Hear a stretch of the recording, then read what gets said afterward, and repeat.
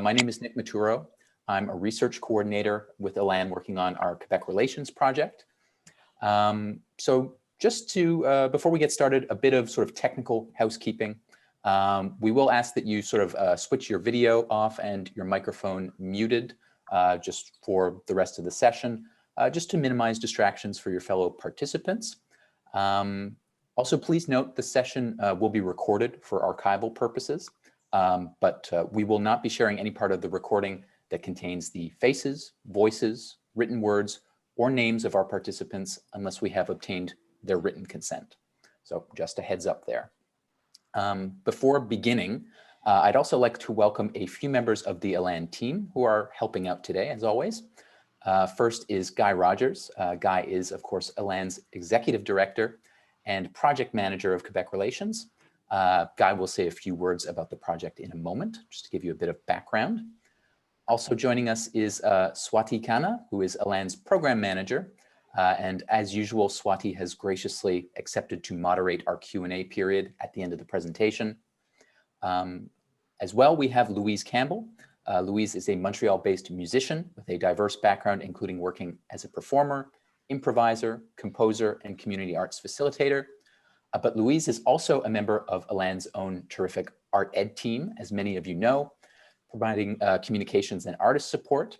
She's also an artist in the Culture in the Schools repertoire. And Louise will be co-presenting with me today and offering her expertise on the subject at hand. We also have a few art ed artists who have graciously offered their time to speak with us today, which we really appreciate. First, we have Rob Lutz. Rob is a professional singer-songwriter with 8 albums and an extensive touring history in Canada, the US, and Europe. Rob has also offered songwriting and music workshops in schools since 2000, teaching songwriting and creativity to inspire, engage, and empower youth. So welcome, Rob. We also have Angela Marsh. Angela holds an MA in Visual Arts from the Université de Laval, as well as an MA in Education, and a BA in Art History and Environment and Society from the University of Toronto.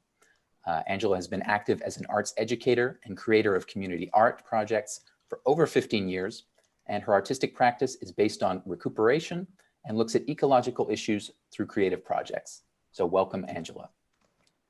And we have as well with us Jason Selman. Jason is a poet and trumpet player.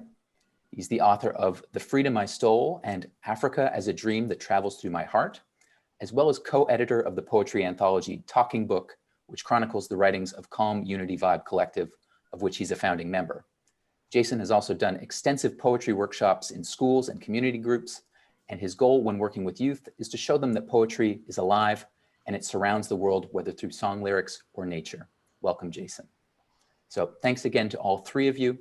We'll be hearing more from them later on in the webinar when we open things up for a bit of a discussion period.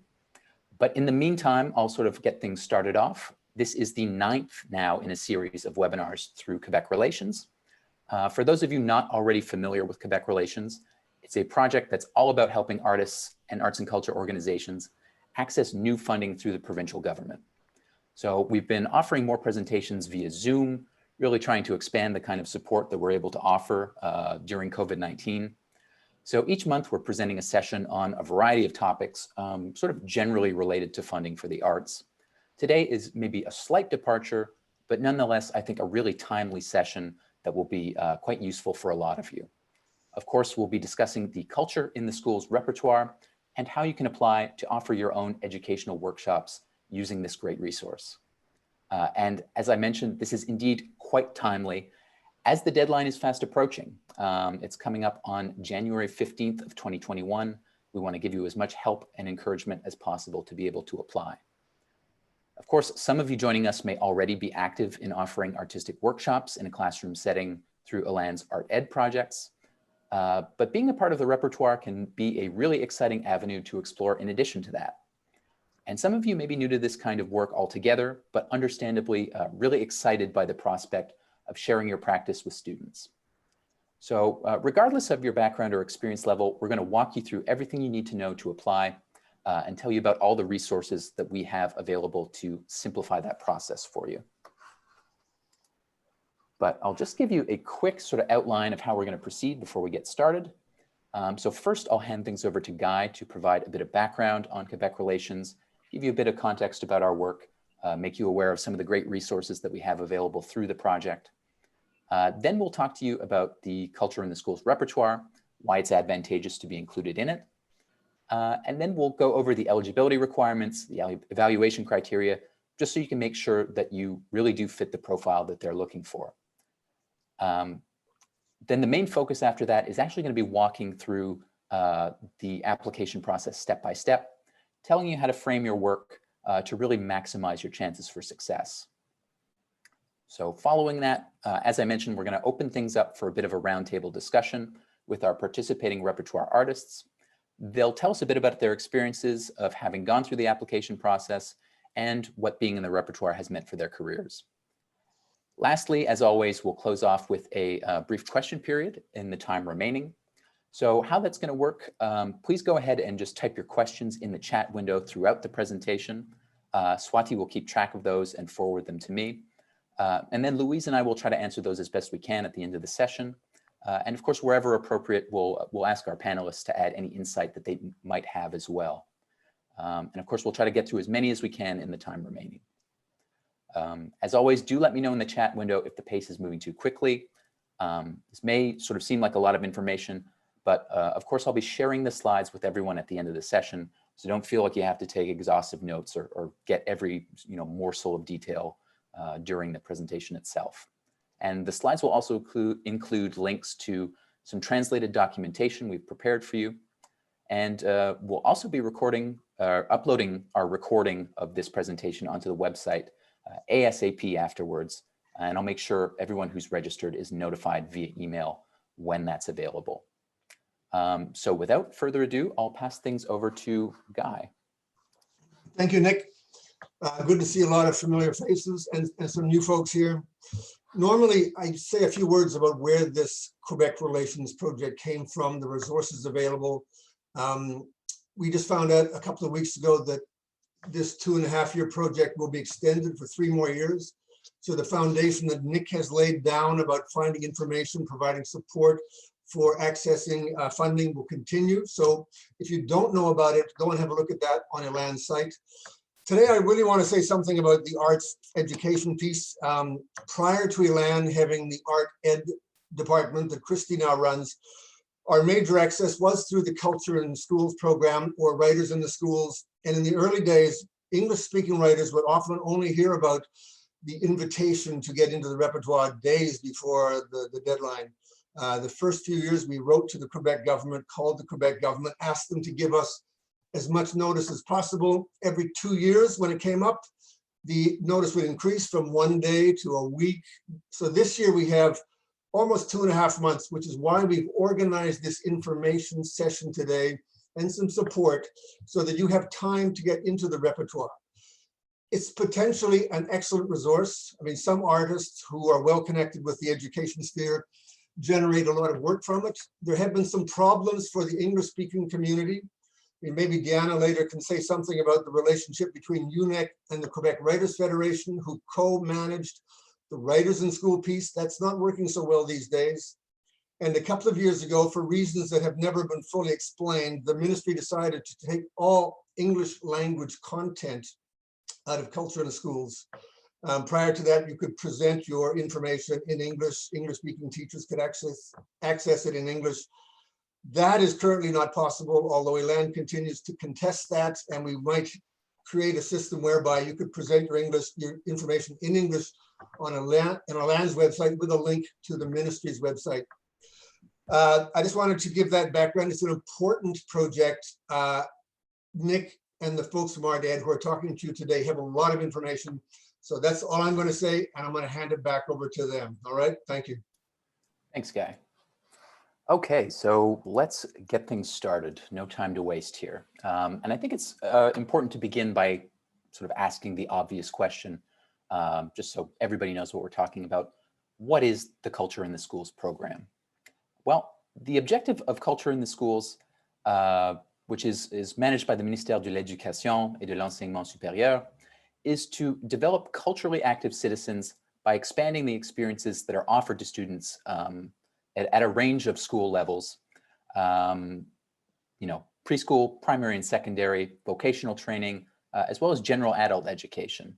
And that's all possible thanks to people like you, who are able to offer workshops in a school setting, thanks to being included in the repertoire.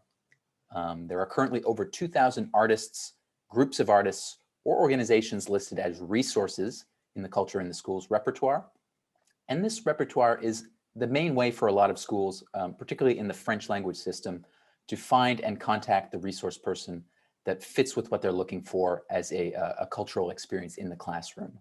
And of course, everyone is vetted and approved through the application process, so it provides that extra peace of mind for an educator when selecting an artist. Culture in the Schools also has its own program called Schools Host an Artist or Writer. This gives artists the ability to pursue a medium or long-term artistic residency in a school setting, and for that experience to really inspire them to create their own personal work as well. It's not mandatory to carry out this kind of project just to be in the repertoire, but depending on your level of interest, how well that format fits with your work, it's definitely worth looking into. Even if you're hesitant, it can be useful to opt in during the application process to give yourself a bit of added flexibility. Louise, I know you have some experience with Schools Host an Artist or Writer, as well as culture in the schools in general. What should people know about it? Well, first of all, it's a fantastic listing. It's proven to be very, very helpful for me. I was accepted 10 years ago, and I've had an enormous amount of work that's come through the Culture in Schools repertoire. I think the biggest thing to know is that it is a place where your name can be housed and that allows you to access funding in order to be able to work with schools. When there's a distinction between the workshops, like there's a sort of smaller version, which is the workshops in schools, that's like an introduction to a school. It can be anywhere from 1 day going into a workshop to up to 10 days. Then there's the Schools Host an Artist program, which is much more extensive. You can have a residency anywhere from 1 month to 3 months in a school. So in my experience, I've done all kinds of Culture in Schools workshops. It's a lot about relationship building. And then from there, with certain schools that you really get along with and things just click, that's when I've actually been able to go back and go, let's do a residency and see where things go from here. Awesome. So for those of you who are sort of interested based on what Louise and I have just mentioned, but maybe you're still on the fence, you may be asking yourself, why should I go through the process of applying to the repertoire, particularly for those of you who are already active in schools through art ed programs. Louise, could you maybe highlight some of the advantages of being in the repertoire, vis-a-vis art ed? For sure. I mean, the biggest thing is that it expands your access to funding. Like that is a huge thing. Before I was in the repertoire, which was a long time ago now, I actually had quite a lot of challenges getting hired by schools because the repertoire gives access to schools to have funding. They still do need to kick in a certain amount of money. But if you're coming out in without that backing, then a lot of schools will say no, or will you work for the amount of funding that we would kick in for the repertoire? So that is, to my mind, the biggest advantage. It approves you to access funding for schools. It is also very well respected by people who work within the French school system. So it expands your visibility and credibility. So when you come in, it's similar to Artist Inspire and Art Ed. If you come in and say, I'm a vetted artist with Culture in Schools and also Artist Inspire, then school boards and teachers and principals across the province know these organizations and respect them. One of the things I really, really appreciate about the repertoire is that it's government-established professional rates, time commitment as well. So it allows you to negotiate contracts with proper pay and pay that is laid out for you. So what you need to negotiate is more about how much time you spend with kids and with the schedule according to how it goes for each school, not so much how much you're actually going to earn in terms of hourly or daily rate. I really appreciate that, and it makes it much easier to actually negotiate with teachers. It's a form, that really says this is the daily rate, this is how much you can charge for travel, for meals, and for materials. Very, very simple and clear. And I'm kind of preaching to the choir with the next point. I love working in schools. I love working with kids. I always am surprised by what the students do and how generous they are with what they give. And it feeds my artistic practice. There are things that I've developed that I never would have developed if I didn't work as an artist in school, that are huge, major parts of my professional practice when I'm actually creating myself and working on stage. So that is certainly preaching to the choir, because I know many of you here also have this experience, but very clearly for me, one of the major advantages being in the repertoire and working in schools is the artistic inspiration and the intrinsic rewards of working with children, youth, and teachers. With that, I'll turn it back to you, Nick. Thanks, Louise. So as you can all see, a lot of benefits here. We could discuss these at length, and we'll certainly hear more about them from our artist panelists later on. But today we really want to focus on the first step, which is actually helping you just get your foot in the door with that successful application. So the first step to doing that is, of course, to verify your eligibility beforehand. So first things first, you have to be a Canadian citizen or permanent resident, and you have to have resided in Quebec for at least 1 year. More specifically, as an artist, you need to be considered a professional in your field, and they sort of have some specific criteria of how they define that. So first of all, someone has to declare themselves to be a professional artist. They have to be someone who creates art for themselves or offers their services in return for remuneration as a creator or performer. Has to be someone who publicly disseminates or performs their work in a professional setting or context, gallery, museum, or theater, things like that. Someone who has received recognition as a professional from peers, like say receiving an award or a prize. Someone who is a member of a recognized professional association. Beyond that, you also need to have at least 2 years of artistic practice, as well as work distributed in a professional context in Quebec or elsewhere within the last 5 years. So those 2 years of practice do need to be in a professional setting. So if you're, say, a recent graduate, you'll have to exclude any of your experience in an academic setting. Things like an end of semester vernissage wouldn't be considered a professional activity. And it really is vital to be able to demonstrate an active professional practice within those last 5 years. They're really looking for active artists for the repertoire.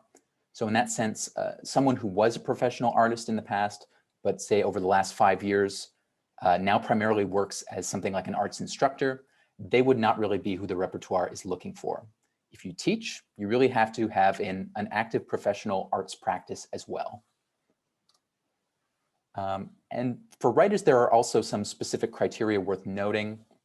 You must meet one of the following criteria. So having published at least 2 books with an accredited publisher, one of those within the last 7 years, or you have to have published at least 5 creative texts in the last 7 years with a professional book or magazine publisher, or you must have at least 1 screenplay for film or television produced by a recognized producer, or have at least 1 dramatic work published by a professional publisher or produced by a professional theater company, and one of which in the last 7 years as well.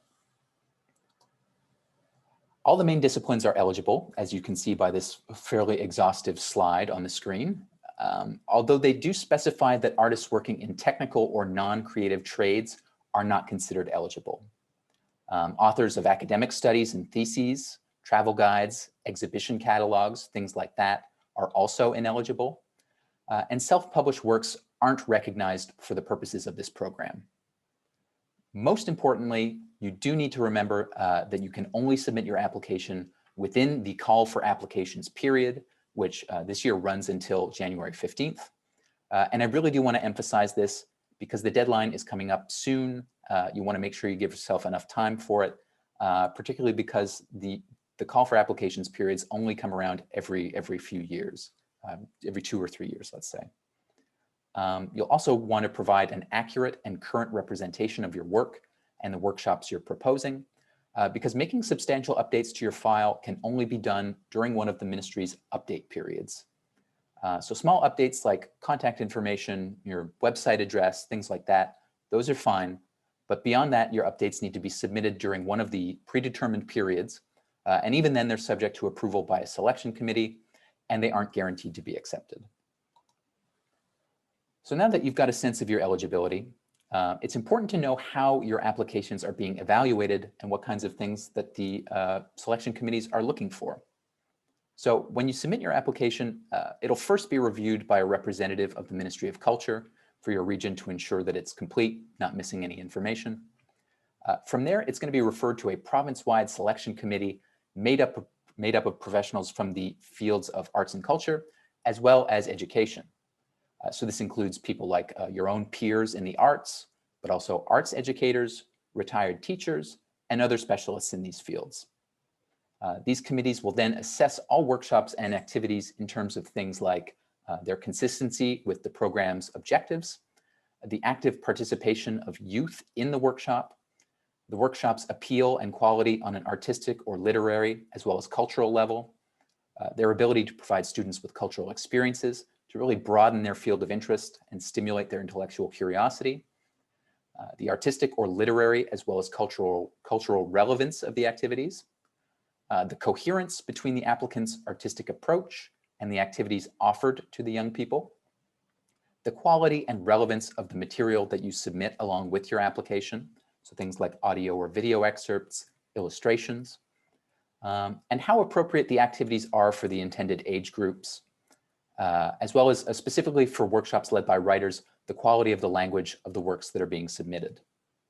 So workshops can be rejected for reasons like not having enough youth participation, focusing too much on technique or theoretical knowledge, having submitted an activity to both the artist and writer selection committees that are too similar, being intended to finance a project for the educational institution or another organization, so something like doing a benefit concert or a fundraising drive, or if an activity that you're proposing is already more or less offered by the teacher as part of the course. And I think this is an important point that bears further elaboration, because your presentation of your professional practice in a classroom setting really needs to go beyond what's already being offered by a trained arts education specialist in the school. Sure, not every school has one of these, but for those that do, that's really the level that you need to be looking at in terms of setting the bar and then trying to offer something that goes beyond that. You don't want to just be covering the same sorts of basic skills or training that students are already learning. So you really want to pay close attention to these criteria when you're preparing your application. They're pretty clear about it on the Culture in the Schools website about how your application will be evaluated. So just try to keep referring back to these criteria, keep them in mind throughout the application process. So now you have a better idea about how the evaluation committees are actually looking at your application in broad terms, at least. It's time to walk through the application form itself. The main consideration that I think we need to address right from the start is, as Guy alluded to, your application must be submitted in French. And here we really do want to emphasize that the quality of your written French in this application must be quite strong. So this is maybe not the best occasion to rely too heavily on Google Translator, even if that's usually good enough for other purposes. Even for those of you who are quite proficient with your written French, you may want to ask somebody who is, sort of perfectly bilingual to look over your work and offer some assistance. Some of you may opt to pay a translator, but that's certainly not your only option. If you have a friend who's great at writing in French, you can certainly ask them. Louise, do you have any tips from your own experience about, creative ways you find somebody to help you with your written French? For sure. I often do this as an exchange.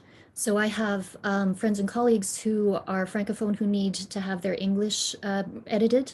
I write quite well in English, so I'll look over their texts and then they'll look over my texts. So it becomes a little bit of a, language exchange for both of us, because it becomes almost like, how do I improve my French writing and their English writing in the context of this exchange? I also have a former student who is now a young professional and fantastic player.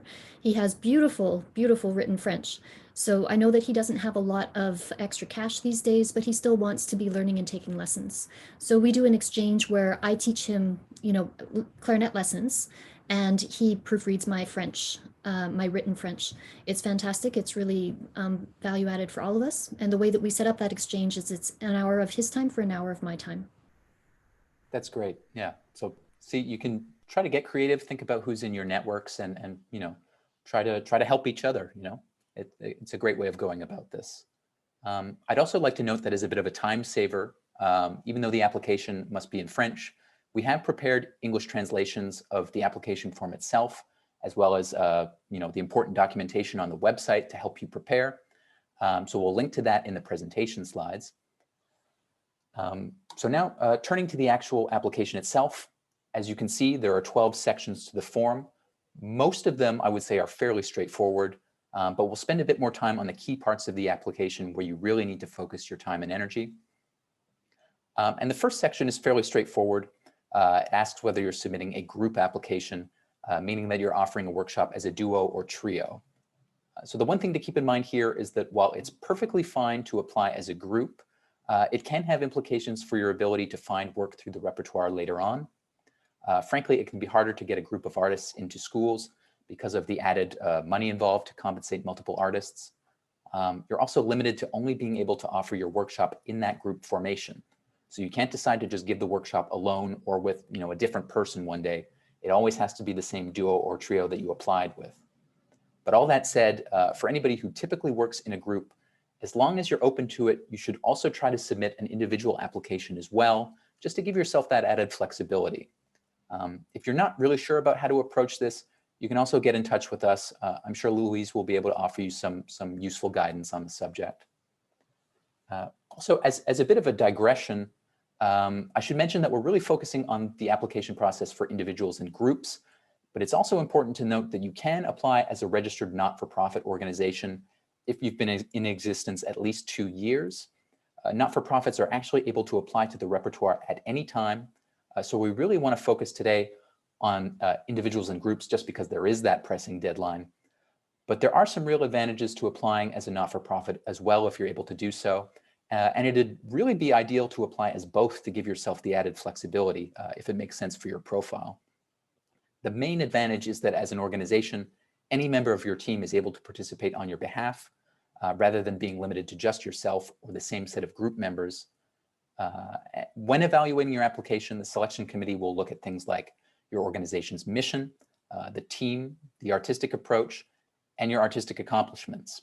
So in that sense, your application will really be dependent on recognition in your artistic field and primarily in the form of grants and arts funding. So if you've never received a grant or funding at any level, even the individual members of your organization, the application may be refused. And of course, this means that organizations which are not specifically artistic in nature, such as community or education organizations, are not really what they're looking for. So to quickly summarize, you'll really want to make sure your organization fits the profile before you apply. But if it does, it's a great opportunity and you can look to apply at any time. The next section of the form is about your artistic or literary profile. So it'll ask you about your discipline, your membership in any professional associations, whether you are First Nations or Inuit heritage. But the most significant question from this section in terms of how it impacts your application is asking you to summarize any relevant experience in education, animation, or cultural mediation with groups of children, youth, or other clients. So they'll give you a space of about 1,500 characters to work with. So you will need to be fairly succinct. You'll nevertheless want to include all the most useful information. So how much experience you have in total, where and when you've acquired that experience, highlighting the school and grade level, and a quick explanation of the activity that you led.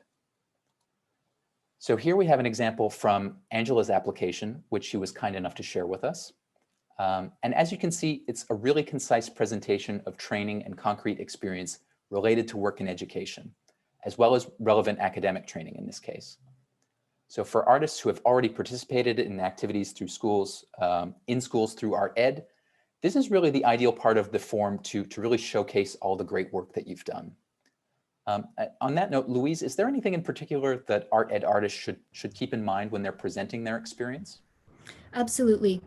The biggest take home that I got from our meeting with Magali Cardin, who's one of the main administrators of this program, is that you need to make sure that you're presenting yourself as an artist first. You need to really make sure that you are showcasing yourself as a professional artist. I'm saying that really strongly because our Artists Inspire artists are often very much, they meld their professional practices and their art ed practices. I know I do that myself. And I have a number of degrees that have both performance after it and also music education after it. So I would make sure that you are actually showcasing yourself as an artist first and as an educator second, in a sense. Angela has done a really good job of doing this. So if we look at the second paragraph, I'm just going to really quickly translate it so that for those of you who maybe are a little bit less apt at reading French, I possess, sorry, this will be very much literary translation. I possess a master's in education with an emphasis on arts from the University of Toronto, as well as a bachelor in art history. Currently, I am a student with a master's in visual arts at Laval University. My artistic research looks at collaborative projects within the community and explores the themes of ecological themes that integrate recovery of materials and making things by hand. Sorry, Angela, I probably should have translated that before, so it's a little less jerky. But I really like this because Angela is very much showcasing that she has experience in arts, in education, but really it all comes back to the artistic practice. So I would read that and go, wow, this is a really amazing, interesting artist who can connect with kids and can bring something more than what your average art educator already has in their toolkit. So I do see a question from Lynn that I want to address right away. Lynn is saying that Angela seems to present herself as an artist educator right away. And I would just sort of, I would like to echo Louise's remarks about you really want to focus on your professional arts background throughout this application. But this, I would say, is the one question where you do have a bit more leeway to emphasize your work in education. So it does make sense, this approach that Angela's taken here. But of course, you nevertheless really want to include your artwork as well. Mm-hmm. I think in addressing that too, I have various different versions of my bio and CV, and some of them are, very, very art-centric, and others are very education-centric, and some are community, which kind of fuses them both. This clearly is much more of an education one. Once we get to the next points down the road, when we're looking at the artistic CV and bio, that's where you really need to showcase, okay, this is my art practice here. And so it balances it out. I understand what you're saying in your comment that she's presenting herself as an arts educator, but she's always bringing it back to the artistic practice and what she has to offer as a professional artist. Definitely.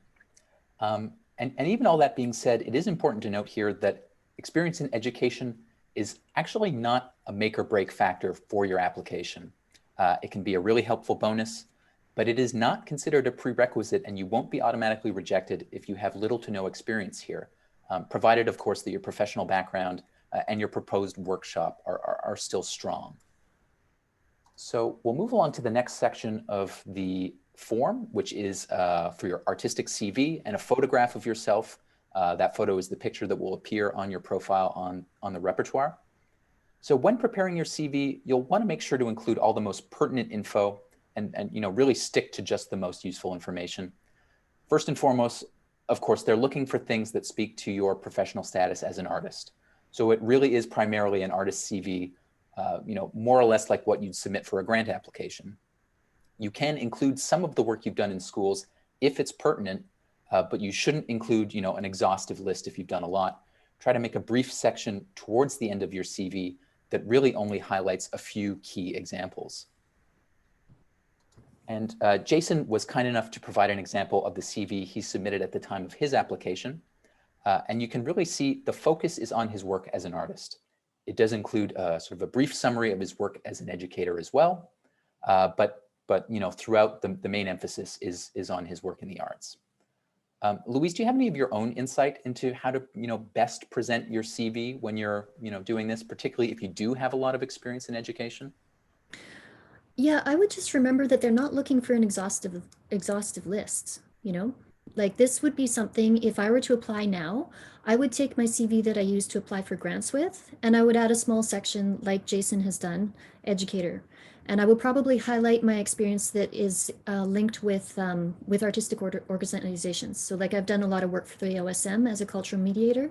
I would pull that and showcase it because it's showing me being hired by an artistic organization to do this work. So yeah, I think the most important thing is to show that you can connect with kids, because that is an important part, and that you want to. So as Jason's done here, the vast majority is about his artistic practice. And then, that little section about educator, the experience that he has that shows that he has a deep-seated interest in connecting with youth. So we'll move on to the next section now.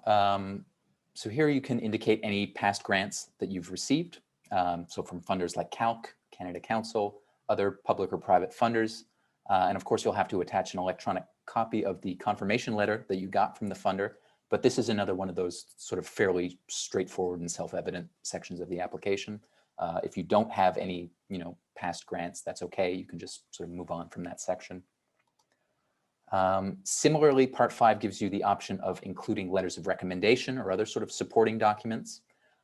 If you do have some and you decide to include them, again, you'll want to make sure that first and foremost, they highlight your artistic quality and your achievements as an artist. You may choose to include a letter from an educational context, but you'll really want to make sure that the educator in that case is providing a letter that recognizes your contribution in the classroom as a professional artist. So if you want to highlight the kinds of skills which are valuable in an educational setting, say administrative or organizational skills, try to get someone who can speak to those skills in an arts setting. Part 6, you have the ability to upload photos that highlight your work. Again, here you really want photos that show off your practice as a professional artist or writer. You may nevertheless want to include 1 or 2 examples of working with youth, provided that it still speaks to your status as a professional. But of course, if you do have photos with students, you need to make absolutely certain that you have both the photographer's authorization to use the photo and of course the parent's permission. So if you're ever in doubt, play it safe and stick to photos that are really just about your professional practice. That is sufficient. Part 7 allows you to upload supporting audio or video files. This section is optional, but you can do that if you like. Again, highlighting your professional achievements as an artist rather than just education. It's also worth noting the file size that they allow isn't terribly large, so you may need to edit down sort of an excerpt of a larger file in some cases. Part 8 is that section of the application referring to the school's host an artist or writer program. So as we mentioned earlier, this is the sort of medium or long-term residency. But of course, your application won't be penalized if you opt out of this. But you can also indicate that you're interested but not end up submitting a proposal in the future. So you may want to just indicate yes in the application to give yourself the option to do that in the future, because it could be a great opportunity to do some more interesting and in-depth work in the future. This brings us to Part 9 of the application, which is really the most important section. It has the most bearing on your chances for success, even beyond your proposed workshop. So in this section, you'll really want to focus on your professional work in the arts, not get too much into your work in education unless it's really relevant. They're really evaluating you here on your work as an artist or writer. This will also be the artist bio that appears on your repertoire profile. So for that reason, you do nevertheless want to try to include a brief line at the end that speaks to your art education approach. So it's a bit of a balancing act, which is important because even though the evaluation committee is judging you on your artistic merits, once you're in the repertoire, you want your bio to still be able to jump out at any teachers who are looking at your profile. One thing to note is that you can also look through the repertoire to see how people present themselves, because they present themselves and their work in all kinds of different ways. There's really not a one-size-fits-all approach to this, but looking at other examples can definitely be useful. So in this case, we can look at Angela's section for this. Again, she was kind enough to provide this as an example. So at first glance, you can really see that the majority of the text focus on her artistic work, with a closing section mentioning her work in education. Louise, did you have anything you wanted to highlight here in particular? Just the same thing. The formula that we want to really make sure that people understand is you need to make sure that most of the text that you're giving is professional artist based, and then a small subject section of that addresses how you approach teachers and learning. I think it is important to remember that there are sort of 2 phases here, right? Because there's a phase of getting accepted to the repertoire, and then there's the phase of actually having your profile on the repertoire. So once your profile is actually in the repertoire, then people will go through it and read all of these profiles. And so I think it is helpful to try and think about what it might be like for a teacher who doesn't know you to read your bio, because that's the first thing that they will see on your profile, the very, very first thing. So I know for myself, yes, I would do the whole professional artist thing, and then I would have a line probably at the end that says, as an educator, Louise prioritizes experiential learning in which students learn through doing. And that will be enough for a teacher to know that the kids are going to be really working and being creative themselves. However you term that yourself, it's great, but you want to make sure that you also are submitting a bio that will speak to teachers later once you actually are looking for work. Absolutely. And we also have an example of Jason's, and here again, we can see, everybody's got a different approach, but the emphasis is the same. It's really focusing on his artistic practice. So even though Jason devotes a good amount of space to talking about his workshops, his artistic approach is still really central to how that information is presented. Mm-hmm. Louise, how did you, your own approach when you were doing this? Is there anything else that you want to add there sort of in that context? Yeah. One thing I should mention is that my profile on the Repertoire is 10 years old. So don't go and model it after mine because it's ancient. But the one thing that I did that was really smart was that actually, we may be jumping the gun here, but I proposed a workshop that was very flexible and has given me the ability to adapt it over the course of these past 10 years. I think Jason is also doing the same thing because he's showing what he can offer as a poet and as a teacher, that he can then reform this in many, many different ways. And I also think the way that he's showing himself here, it's very clear what he has to bring that is complementary and additional to what an ELA teacher would already be doing in class, for example. So he's very clearly showcasing himself as a poet, and things that I think would be really fascinating for students to have access to and be exposed to that is beyond what they would normally get in the classroom. So the next section, as Louise alluded to, is where you're actually really, sort of proposing the workshops that you're going to be presenting. This is probably the second most important section of your application. And it's, again, one of the ones where you can let your art ed experience shine if you do have some. You can submit up to 3 workshops. For each, you'll need a title, the intended grade levels, and then a description of the activities up to a maximum of 3,000 characters. So we'll right away just look at an example. This is from Louise's profile on the Repertoire. So I know you spoke about that, flexibility being a good option. Is there anything, now that people can take a look at the text that you want to highlight here for us? Sure. So this workshop is literally a workshop that I've run for 10 years now, and it's just called Playing the Music Game. It has the advantage of using the game genre, which means that you play. Like, it's really the idea of interacting with each other around the idea of a game. One thing that I did here was that I didn't actually attach it to a specific composer or genre. And that has been very useful because I can have this kind of like this structure of a workshop that then I can infuse with something else. So say I'm working with a jazz band, then I can do a certain particular kind of way of playing the music game with jazz band. Or I can be working with a group of people who have severe physical disabilities. Or I can do playing the music game adaptive style, doing things that are appropriate for that group of people. So that has really served me very, very, very well. And it's one of the reasons why I haven't actually really taken the time to update my profile, because it has worked very well for me.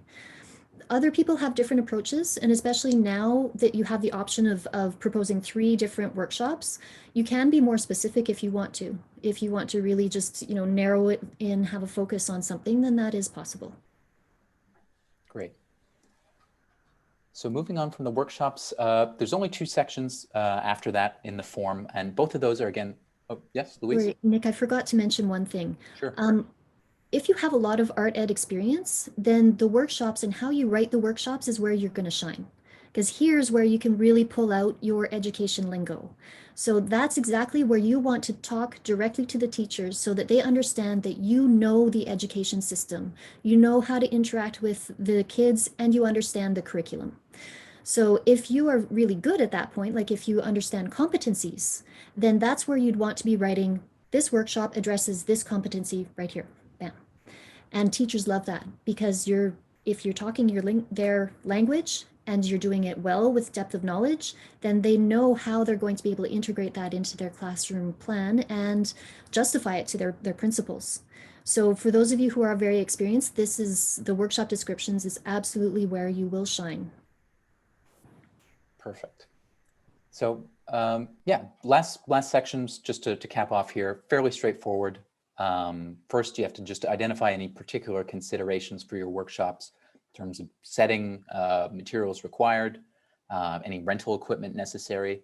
And then after that, you simply just have to attest to the truthfulness and accuracy of your application, authorize the repertoire to publish that information on the website. So that's admittedly a fairly quick run through of the application, and a good amount of information to keep track of. Of course, we will provide you with the slides and the recording to make it easier. But to quickly summarize, here's just a short list of do's and don'ts to keep in mind, just as guiding principles. So in your application, do emphasize your work as a professional artist. That's really crucial. Do ensure very strong written French. Do use a formal tone. And do be clear and concise, and try to just stick to only the most pertinent information. Don't be exhaustive, with your entire artistic or educational career. But also make sure you don't make your experience in education the main focus. Don't rely entirely on Google Translate for your written French. And don't leave your application to the last minute because it can take some time. You want to give yourself enough time to really prepare a strong application. And a final note, if you're in need of some extra help, do get in touch with us. We're very happy to be able to offer you access to one-on-one support with Louise to help fine-tune your application. So all you have to do is send Louise an email at the address on your screen to request assistance. Louise will get back to you with some date and time options and CC me on the email just so I can sort of keep track of how many people are using the service. Louise, do you want to tell them a bit about how that support is going to work? Yep. I'd like to suggest that there are two kinds of ways that people could request support and help specifically from me. One is a phone call to help orient you. So if you're a little confused about how to present yourself, give me a call first, because I may be able to help in order to figure out how to just translate your work into the form. And it may be a real time saver, I think. So one, you can have a phone call with me. And then two, if you want me to review your application, then I'm happy to review and give you some feedback. The caveat for that is that I want to be able to look at the application first before I have a talk with you.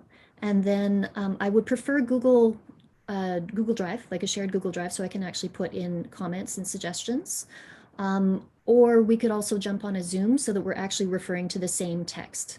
I would suggest that, well, it depends on how you work. I'd suggest that I have a look at the English text before you have it translated, or if you're comfortable writing in French, then I can also read French, so that's no problem. So some of you may just need one of those services, others of you may need two. My kind of rough guideline for how much time I'm giving people is to go about half hour for the phone call, half hour for the actual looking at your application section. So for the looking at the application section, I would expect everything to be written. I will not write it or edit it for you, but I'm happy to provide feedback and give you tips about how to better present yourself. Great. And so Louise is available to start assisting you as of the 17th of December. So next week, you have a little bit of lead time before that. So by all means, start looking over the application, getting things in order, just so you'll be able to come prepared, whether it's with something written or just with questions, so Louise can help you as effectively as possible. I'd also like to request when you email me that you give me your top 3 times that you're going to be available. And I'm going to give you a little bit of a window to look at. I'll be available on December 17th, 18th, 21st, and 22nd between the hours of 11 and 2:30. So if you can give me a half-hour time slot within that, that'll mean that I'll be able to, not have appointments all over the entire day, but actually just be able to sit down and really concentrate on being able to help you all. So this is a super useful service. Please do get in touch. We're here to help you, and we're happy to do so. And with that, we have reached the end of another jam-packed presentation. You've certainly heard enough of me talking. So why don't we hear from some of the artists who've successfully gone through the process and have plenty of insights to share themselves. So welcome once again to Angela, Jason, and Rob. Thank you so much for joining us. I'm just going to stop the screen share so we can actually see your faces instead of a bunch of text. So hello to all three of you. I guess just sort of to get things started, maybe you could talk about how you presented yourself and your workshop activity in your application. If there were things that you really tried to highlight and emphasize, or just sort of generally speak to your experience in preparing that application.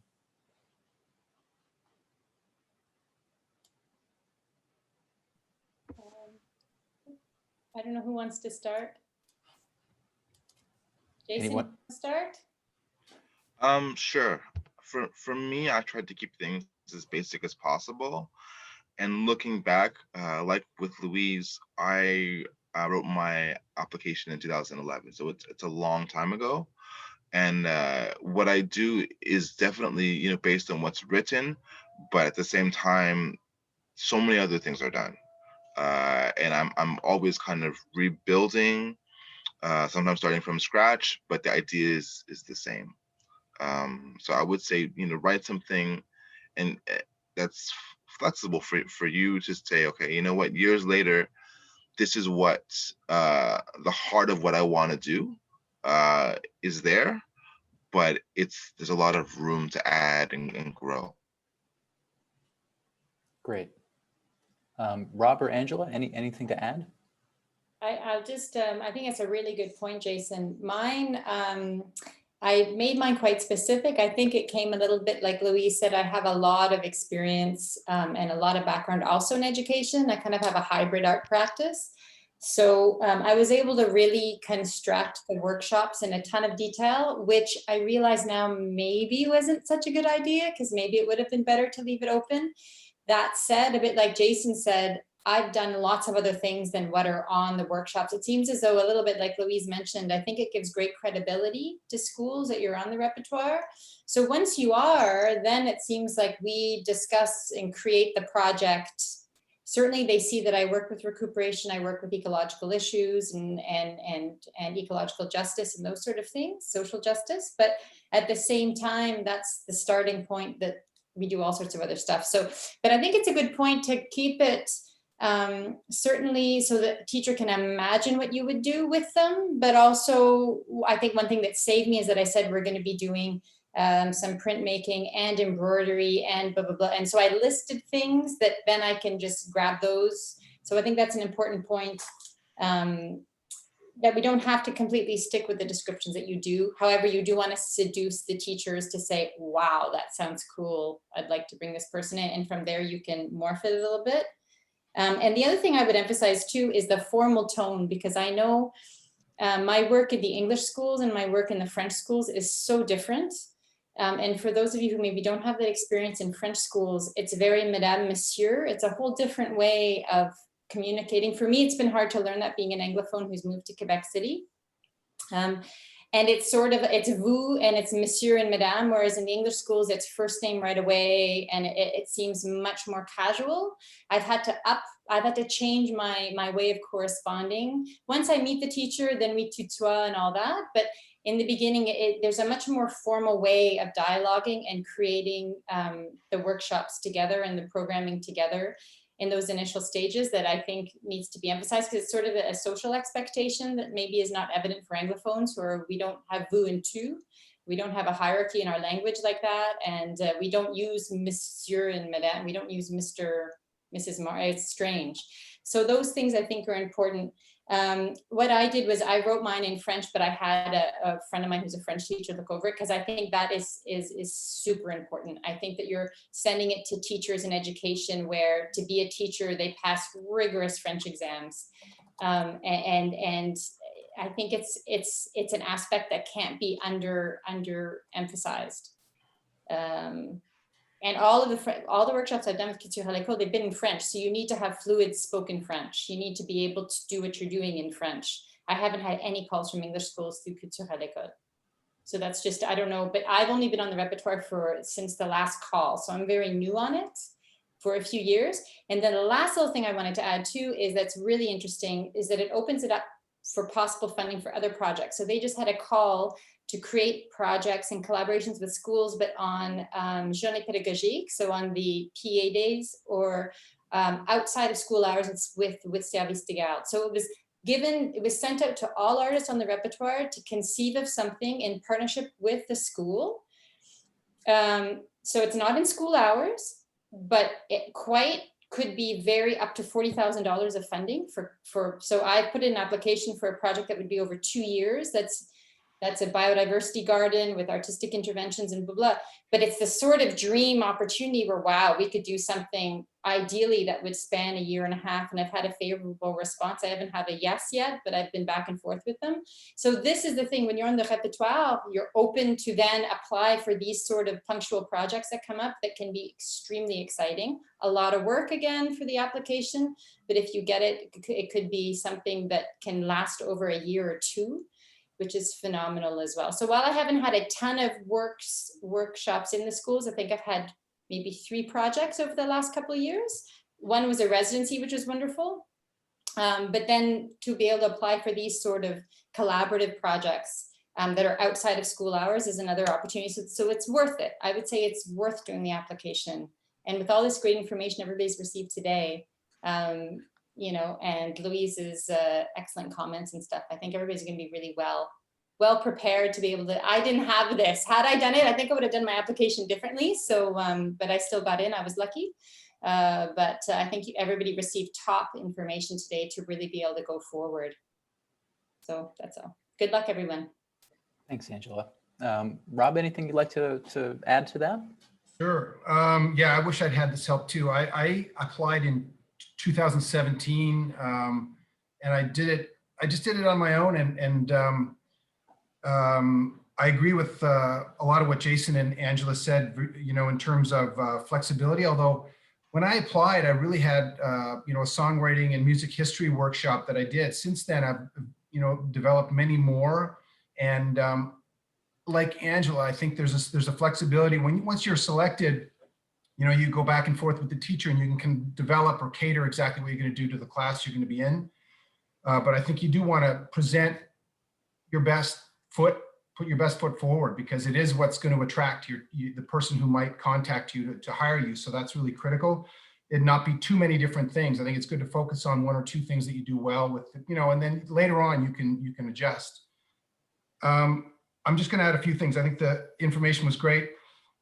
My workshops evolved out of my career. I was touring and playing at festivals, and where I would go into towns, people would ask me to do workshops. And so that was good in a way, because a lot of the endorsements that I have, and I think endorsements are really important, endorsements from organizations particularly, or the organizations you've worked with. And most of the ones that I work with have come out of my professional artistic career. So it sort of highlights that part of what I do. Even though they're workshops, they're with festivals and, you know, blues associations that have put me on, et cetera, around the world. So I would harvest those. If you've worked with groups, contact them. If you've had a good experience, they're liable to offer you a really nice endorsement that you can use in your bio. I agree with that the tone should be professional.